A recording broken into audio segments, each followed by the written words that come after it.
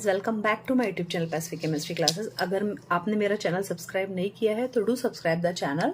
Students, आज हम एक बहुत ही इंपॉर्टेंट टॉपिक डिस्कस करने जा रहे हैं हमारे इनऑर्गेनिक केमिस्ट्री का, क्योंकि आपसे हमेशा टीचर क्लास में पूछती है कि बेटा फेरस क्या होता है, फेरिक क्या होता है, तो बहुत से बच्चे कंफ्यूज हो जाते हैं।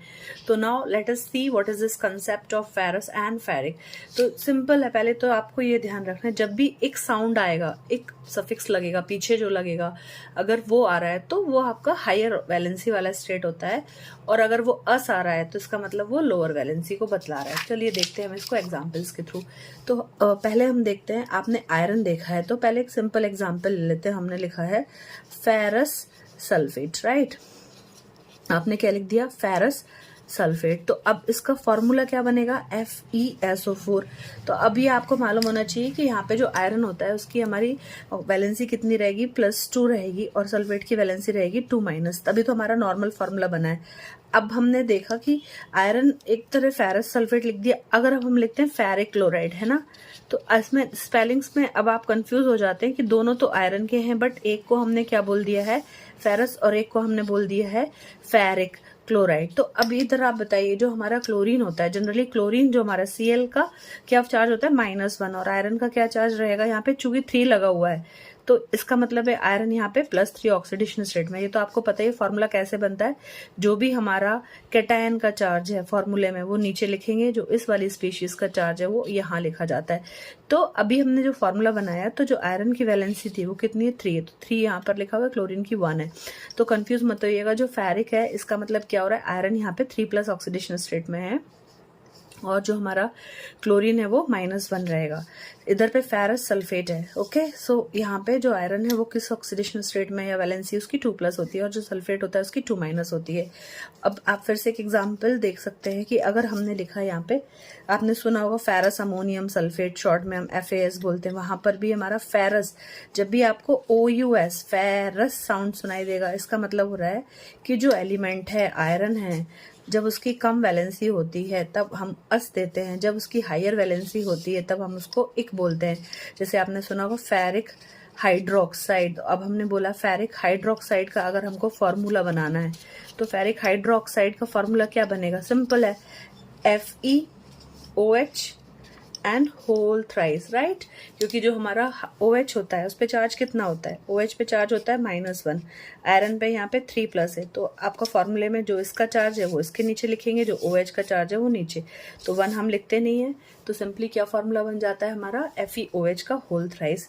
सिमिलरली अगर हमने बोला फेरस हाइड्रोक्साइड, तो फॉर्मूला क्या बनेगा, FeOH का होल ट्वाइस, क्योंकि यहाँ पे जो हमारा आयरन है वो 2+ ऑक्सीडेशन स्टेट में है। होप आपको आयरन का समझ में आया होगा। नेक्स्ट एग्जांपल जो हम कॉमनली यूज करते हैं वो होता है कॉपर का। तो कॉपर भी हमारा 2 ऑक्सीडेशन स्टेट में होता है बेटा, एक तो होता है +1 और एक होता है +2। तो जो आपका +1 वाला है उसको हम लोग क्या बोलते हैं, क्यूप्रस, OUS साउंड आएगा, और ये वाले सॉल्ट्स के साथ में क्या आएगा हमारा, cupric, cuprous and cupric, right. तो अब आप देखिए, आप जनरली कॉपर सल्फेट बोलते हो, CuSO4। तो जो CuSO4 होता है भाई, अब आप बताइए, यहाँ पे ये नॉर्मल दिख रहा है, मतलब यहाँ पे कोई चार्ज नहीं दिख रहा है ना, होल ट्वाइस ऐसा कुछ, तो इसका मतलब क्या है, जो सल्फेट आयन होता है उसकी वैलेंसी कितनी होती है, -2। तो कॉपर यहाँ पे डेफिनेटली 2+ में है। इसका मतलब क्या नाम होना चाहिए, इसका नाम होना चाहिए क्यूप्रिक सल्फेट। तो क्या करते हैं वो लोग, ऐसे लिख देते हैं भैया, कॉपर सेकंड सल्फेट, ओके। लेकिन हम इसको जनरली क्या बोल देते हैं भैया, CuSO4 is copper sulphate. It is generally formula जो रहता है वो CuSO4 5H2O, बट इसका ओरिजिनल क्या कंडीशन है, इसमें कॉपर हायर ऑक्सीडेशन स्टेट में होता है, इसलिए इसको क्यूप्रिक सल्फेट भी आप बोल सकते। जब इसका आप लैब में प्रैक्टिकल करते हैं तो बॉक्स के ऊपर लिखा रहता है क्यूप्रिक सल्फेट, राइट। अब इसको देखते हैं, क्यूप्रस में हम सपोज करिए आपने लिखा है क्यूप्रस ऑक्साइड, क्यूप्रस क्लोराइड देख लेते हैं ना, क्यूप्रस क्लोराइड। तो क्यूप्रस क्लोराइड जो हमारा रहेगा वहां पे क्या फॉर्मूला रहेगा, आपने लिखना है CuCl। तो जो Cl है उसकी वैलेंसी कितनी होती है, -1, कॉपर की वैलेंसी यहाँ पे +1 है, तो नॉर्मल फॉर्मूला क्या बन जाएगा, CuCl, this is our cuprous chloride. वही हम बात करेंगे अगर अपन ने लिख दिया क्यूप्रिक क्लोराइड। तो अब आप समझ लीजिए कि यहाँ पर जो हमारा नाम होने जा रहा है, फॉर्मूला होने जा रहा है, वो क्या हो जाएगा, CuCl2। वाई? बिकॉज यहाँ पर जो कॉपर रहेगा उसकी वैलेंसी कितनी दिख रही है, नीचे आपको 2+, क्लोरीन की -1 होती है, वो हम नहीं शो करते हैं। So this is cupric chloride and this is our cuprous chloride, CuCl। समझ में आ रहा है? जनरली आप जब एसिड रेडिकल, बेसिक रेडिकल करते हैं तब आपको ये सब परेशानी होती है। एक होता है हमारा मरकरी, मरकरी भी 2 ऑक्सीडेशन स्टेट में रहता है। जनरली आपने देखा होगा भाई +1 और +2।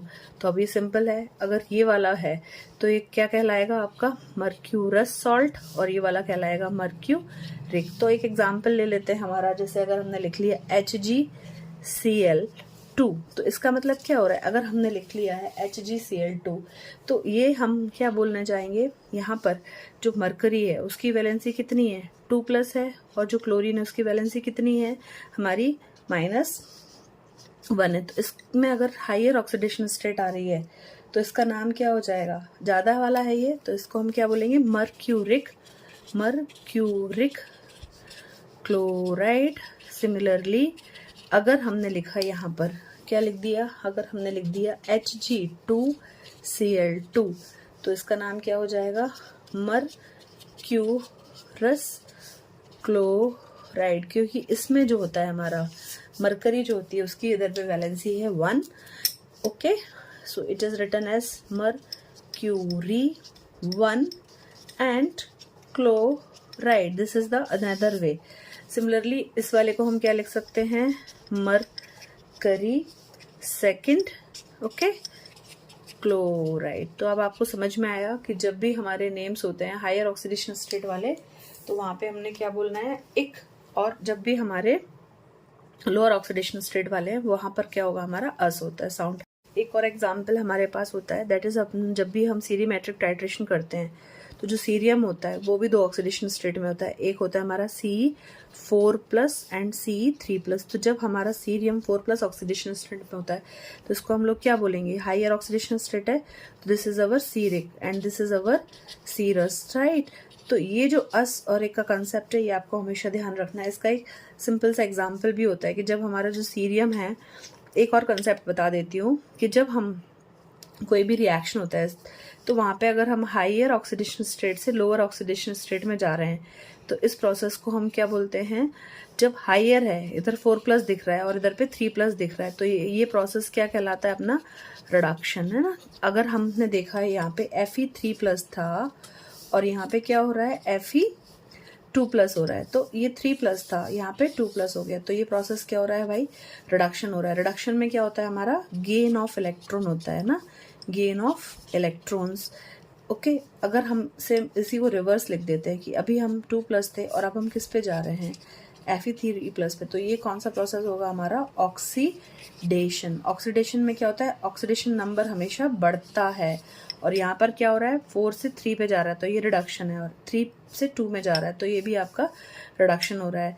और आपने एक सिंपल सा एग्जाम्पल होता है, जैसे हमारा मैग्नीज होता है MnKMnO4 है ना, तो यहाँ पे 7 ऑक्सीडेशन स्टेट होती है, लेकिन जब MnO2 की बात करते हैं तो यहाँ पे 2+ होता है। तो ये देखिए आप, ये 7+ ऑक्सीडेशन स्टेट है और ये 2+ है, तो 7 किस में चेंज हो रहा है, 2 में। तो ये जो प्रोसेस होगा हमारा, ये कौन सा प्रोसेस हो जाएगा, जब 7 वाला हमारा 2 में जा रहा है तो यहाँ पे डाउन हो रहा है ना ऑक्सीडेशन नंबर 5 इलेक्ट्रॉन से, तो इस प्रोसेस को आपने क्या बोल दिया, हमारा रिडक्शन। बट ये KMnO4 क्या होता है, ऑक्सीडाइजिंग एजेंट होता है। ये ऑक्सीडाइजिंग एजेंट होता है, इसका मतलब क्या होता है, ये हमेशा क्या करेगा, जो इलेक्ट्रॉन्स रहता है उनको वो लेगा। एक सिंपल सा देख लीजिए आप कि जब हम बात करते हैं हमारे KMnO4 की, तो आप जब KMnO4 को देखेंगे तो मैग्नीज हमारा जो रहेगा उसका एटॉमिक नंबर कितना होता है, मैग्नीज का एटॉमिक नंबर होता है 25, राइट। तो जो कॉन्फ़िगरेशन होती है उसकी क्या होती है, कॉन्फ़िगरेशन होती है उसकी, आर्गन ले लिया आपने, that is 18 electron, 3d5 4s2। तब आपने सिंपल है, just you can fill the electrons like this 3d5 and 4s2। जब आप बोल रहे हो कि KMnO4 में मैग्नीज की ऑक्सीडेशन स्टेट कितना है, मैग्नीज की ऑक्सीडेशन स्टेट है +7, इसका मतलब है हमें ये सारे जो 7 इलेक्ट्रॉन दिख रहे हैं ये सब डोनेट करने पड़ेंगे। ओके, जब आप मैग्नीज के सारे 7 इलेक्ट्रॉन्स को डोनेट कर देते हो तब क्या होगा, जो हमारा Mn है इट विल शो +7, लेकिन अब आपने किस में चेंज कर रहे हो, Mn2+। जब 2+ में चेंज कर रहे हो तो इसका मतलब क्या हो रहा है कि भाई हम वापस से ये इलेक्ट्रॉन्स ले रहे हैं। जब आप ये वापस इलेक्ट्रॉन लोगे 5, तब ये चेंज हो जाएगा 2+ में, और तब 7 से चेंज किस में हो रहे हो, तो गेन हो रहा है ना इलेक्ट्रॉन का। सब gaining of electron is known as the reduction. जब आप लूज कर रहे थे तब आप क्या बोल रहे थे उसको, ऑक्सीडेशन। क्लियर है? होप आपको समझ में आया कंसेप्ट।